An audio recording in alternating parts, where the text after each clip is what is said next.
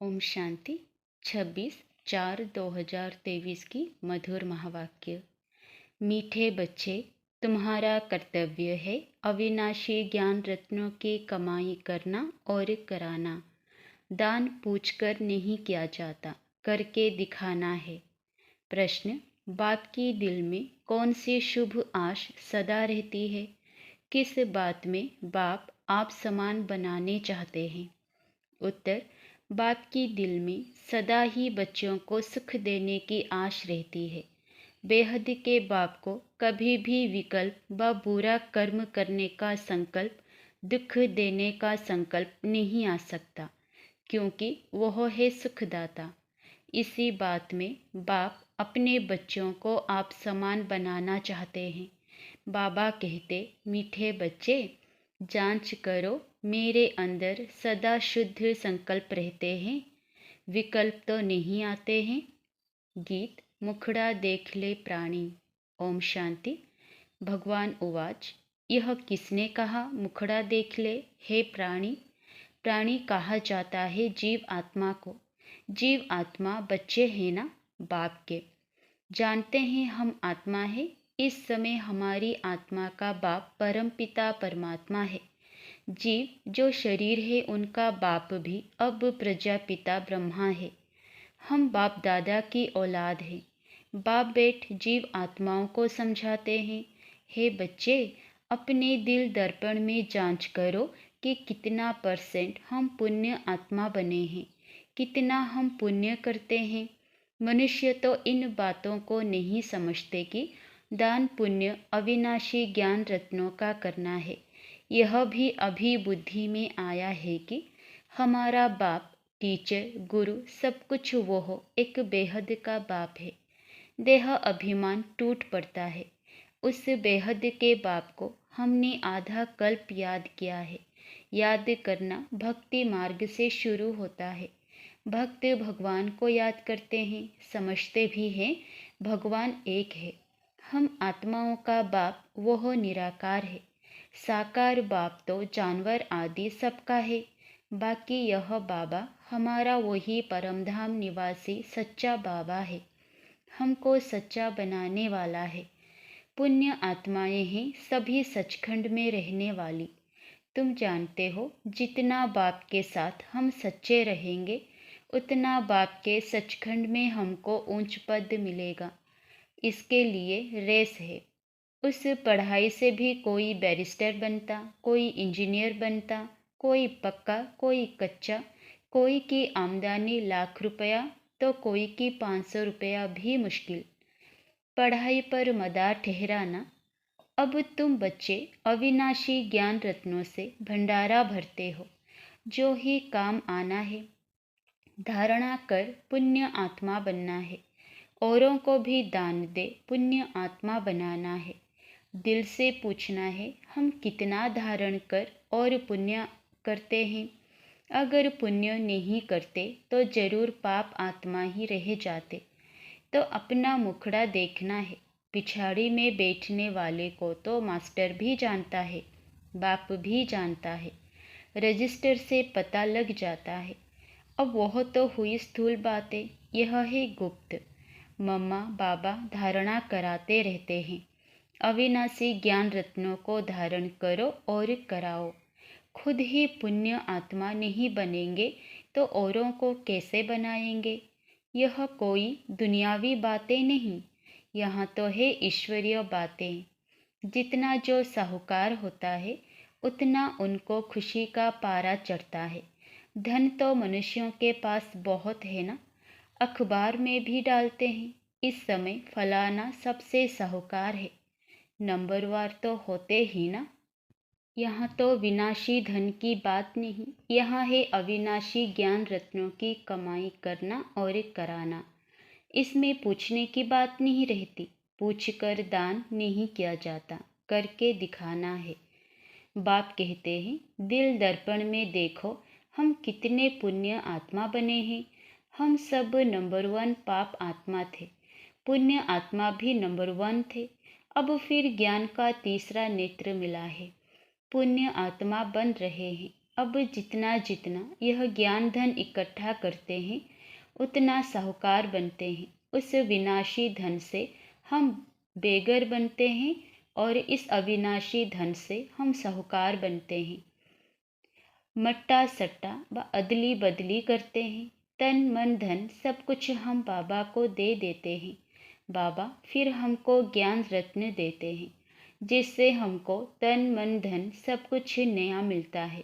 वहाँ माया होती नहीं जो कोई का मन भटके। यहाँ तो मन माया के वश है। मन सबसे जास्ती हैरान करने वाला है। योग नहीं है तो मन शैतान बन जाता है। देखना है हम बाबा से कितना धन लेकर और फिर दान करते हैं। मम्मा बाबा भी तो तुम्हारे जैसे मनुष्य ही हैं। कान से सुनते हैं। निराकार बाबा इन ऑर्गन से बोलते हैं। निराकार आत्माओं को अपना अपना शरीर है। यह है पुराना कलयुगी शरीर जो दुख देता रहता है।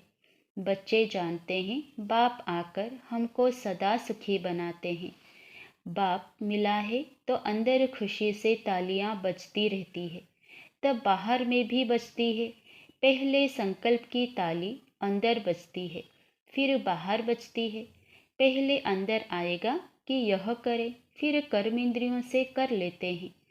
तो जांच करनी चाहिए कि हमारे अंदर शुद्ध संकल्प आते हैं व विकल्प आते हैं। संकल्प शुद्ध ख्याल को, विकल्प अशुद्ध ख्याल को कहा जाता है। बेहद के बाप को कोई विकल्प थोड़े ही आएगा, वह तो है ही सुखदाता।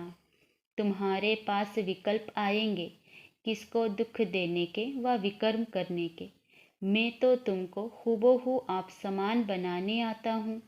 यह तो जानते हो बाप हमेशा बच्चों को आप समान बनाते हैं। बच्चों को जन्म कोई दुख के लिए थोड़े ही देते हैं। दुख तो कर्मों अनुसार मिलता है। माँ बाप की आशा रहती है कि बच्चों को बहुत सुखी रखे, परंतु माया की प्रवेशता है। लौकिक बाप समझते हैं बच्चों को शादी कराए बहुत सुख देते हैं, परंतु पारलौकिक बाप कहते शादी किया माना बर्बादी किया। हम तुमको ऐसा गुलगुल बनाते हैं जो स्वर्ग में तुम शादी करेंगे तो पटरानी पटराजा बनेंगे, झूलों में झूलेंगे। लौकिक बाप और पारलौकिक बाप की बुद्धि में देखो कितना फर्क है। इस समय माया के संस्कार मनुष्यों में बड़े कड़े हैं, जैसे अजामिल है। मैं तो चाहता हूँ बच्चों को इतना सुखी बनाऊं जो एकदम झूलों में झूले। बेहद के बाप के दिल अंदर बच्चों के सुख के लिए कितनी फर्स्ट क्लास आशा रहती है। बच्चों को माँ बाप पैदा करते हैं तो माँ बाप को ही फिर सुखी बनाना है। बेहद का बाप भी चाहते हैं बच्चे सुखी बने, परंतु लौकिक और पारलौकिक बाप की बुद्धि में बहुत फर्क है। बेहद का बाप कहते हैं एक मुझे साथ बुद्धि का योग जोड़ो और सब लौकिक माँ बाप मित्र संबंधी आदि जो भी हैं उन सबसे बुद्धि का योग तोड़ना है। मैं तुम्हारा सब कुछ हूँ। माया तुमको हर बात में दुख दिलाएगी। मैं तुमको सुख का सागर बनाता हूँ। मैं खुद राजाई का सुख नहीं भोगूंगा, परंतु कहेंगे तो सही ना कि सुख का सागर, शांति का सागर, तब तो सुखी बनाता हूँ। कितना अच्छी रीति समझाते हैं और कोई समझा ना सके। भारत में ही गाते हैं त्वमेव माताश्च पिता त्वमेव। यह महिमा कहाँ से आई जो गाते रहते हैं।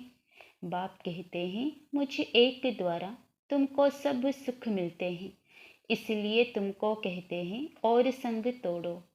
देह सहित जो भी तुम्हारे संबंधी आदि हैं सबको भूलो, अपने को देही अभिमानी समझो।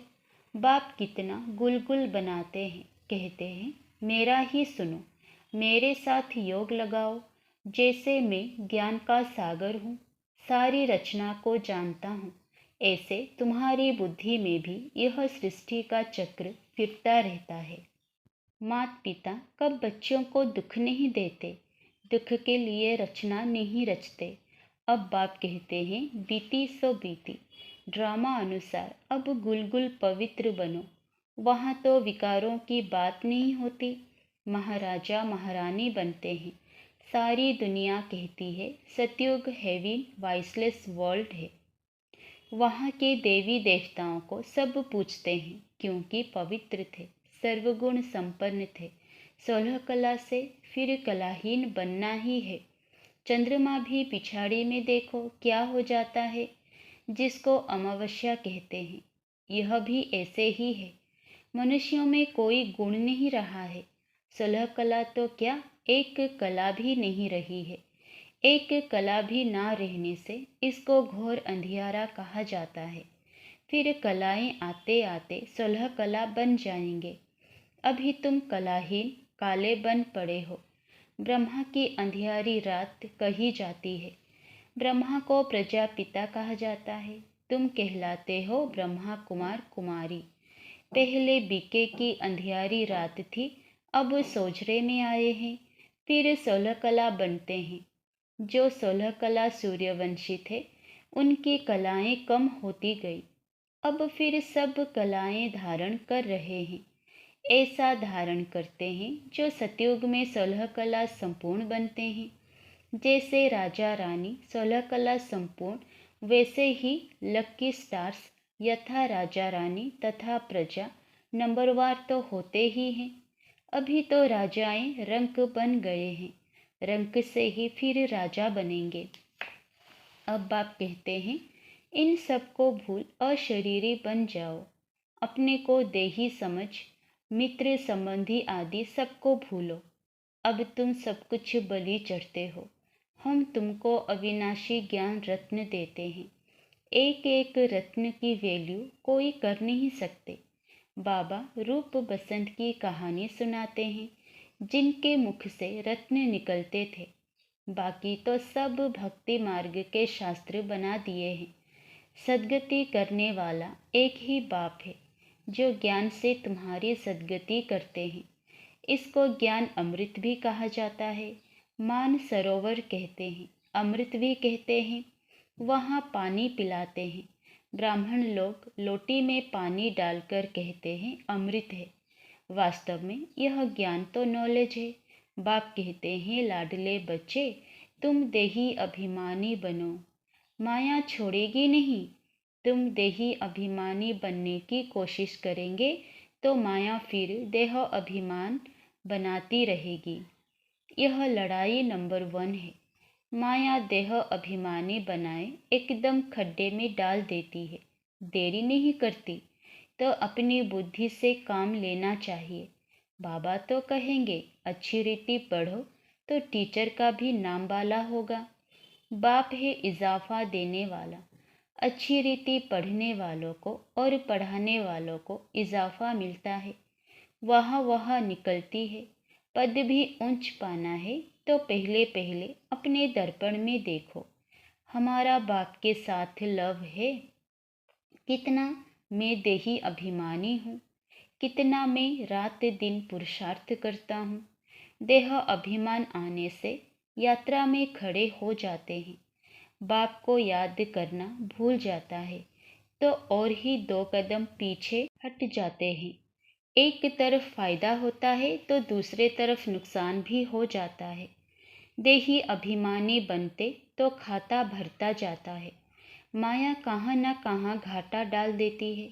रिस्पॉन्सिबल बच्चे अपने खाते का विचार रखते हैं, नहीं तो कोई दिवाला मारते हैं। यह व्यापार ही ऐसा है, जो जमा भी होता तो ना भी होता। माया भुला देती है ना, तो देखना है कितना बाप को याद करते हैं और कितना औरों को आप समान बनाते हैं।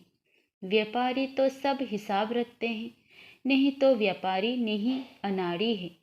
कोई तो बहुतों को सुख देते हैं। बच्चे बाबा को लिखते भी हैं कि फलाने ने ऐसा तीर मारा जो मैं पाप आत्मा से पुण्य आत्मा बन गया। उन पर बलिहार जाते हैं। साथ में शरीर निर्वाह अर्थ कर्म भी करना है। गृहस्थ व्यवहार में रहते बाप से व्यापार भी करना है।